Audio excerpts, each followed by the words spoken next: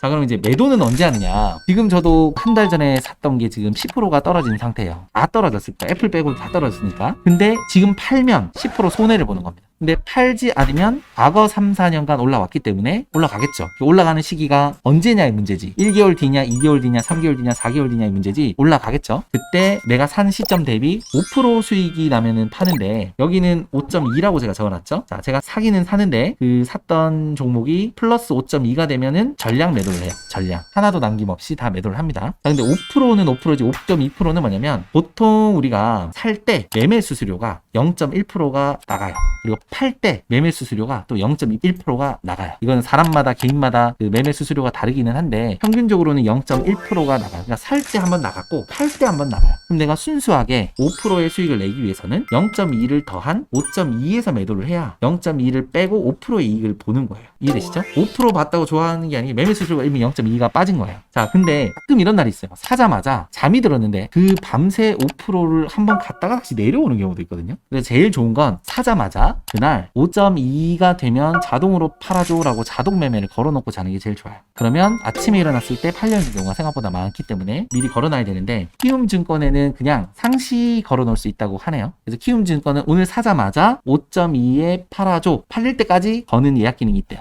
그러면 그냥 어느 날 팔리면 이제 알림이 오겠죠. 팔렸습니다. 이렇게. 키움증권은 그 기능이 있다고는 해요. 저는 안 씁니다. 키움을. 자, 그리고 수익률 5%를 보기 위해서는 매매 수수료 0.2%를 미리 더해서 5.2 이상에서 수익을 실현하는 게 좋다. 자, 그런데 요거는 제가 오늘 아침에 추가한 거예요. 올해는 5.2를 보기보다는 3%를 보는 게 현실적이다. 그래서 3.2로 하향 조정하는 게 좋다. 올해 주식을 하지 말라는 뜻이 아니고, 하더라도 5%까지 보지 말고 3%를 보자. 그렇게 목표로 잡는 게 좋겠다는 생각이 듭니다. 예전에는 자고 일어나면 하루에만 5% 올라 있고 또 다음날 또 떨어졌다 올랐다 떨어졌다 했는데, 요즘에는 이제 3% 오르는 것도 좀 신중하게 이제 봐야 되니까. 자, 분산 투자 말씀을 드릴게요.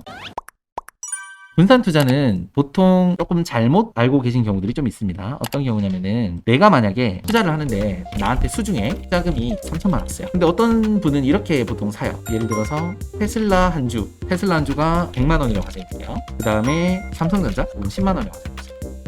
카카오 50만 원이라고 가정해보죠. 그러면은 한 주씩 사면 내가 지출되는 금액이 한 160만 원 정도 되잖아요. 그죠? 근데 다음에도 또 기회가 될 때 테슬라 한 주, 삼성전자 한 주, 카카오 한 주를 사면 금액이 200만 원, 20만 원, 100만 원 이렇게 되잖아요. 그래서 내가 3천만 원치 다 샀어요. 그 다음에 20주씩 사볼게요. 테슬라 20주는 2천만 원이겠죠?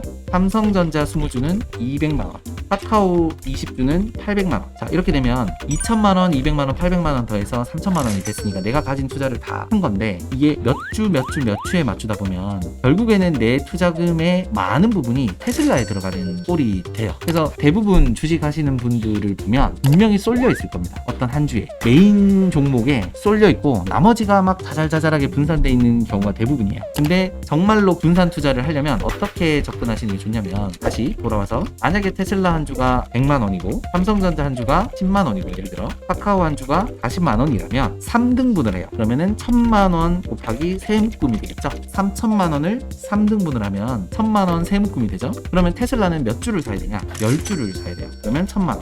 삼성전자는 한 주가 10만 원이니까 100주를 사야 돼요. 카카오가 40만 원이죠. 그러면은 100만 원이면 25주 정도 되겠네요. 이렇게 되면 내가 가진 돈이 테슬라의 1000만 원, 삼성전자의 1000만 원, 카카오의 1000만 원이 있죠. 이게 왜 그러냐면, 테슬라 한 주가 5%가 오르면 1,500원이 되거든요. 그럼 전체가 5%가 오르는 거예요.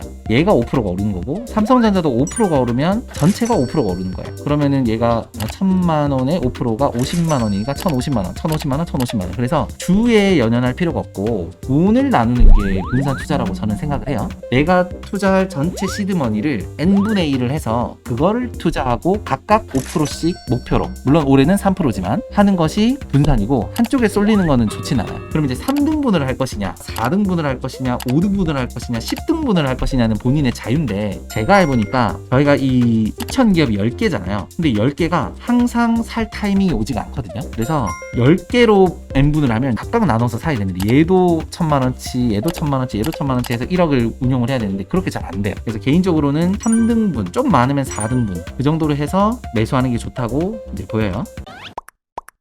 이번에 제가 테스트한다고 1등분 몰빵을 했거든요. 5억이었는데 5억을 ASML 하나를 다 샀더니 다른 거를 못 사더라고요. 얘가 오르면 팔아야 되는데, 그래서 테스트로 한번 사봤어요. 어차피 오를 때까지 안 팔 거긴 한데, 그래서 1등분은 정말 믿고 샀는데도 내리더라고요. 그래서 1등분은 위험하구나. 못해도 3등분은 돼야 내렸으면 물타기를 하든 뭘 할 수가 있는데, 그래서 1등분은 위험하다. 3등분 또는 4등분이 좋다. 자, 이렇게 생각이 듭니다. 그래서 1억 투자금이 있으면 3,300만 원씩 3덩이로 나누든지 2,500만 원씩 4덩이로 나누든지, 5등분까지는 좀 많아요. 3등분 또는 4등분이 좋겠다. 자, 요까지 하고 잠시 쉬었다가 진행을 하도록 할게요.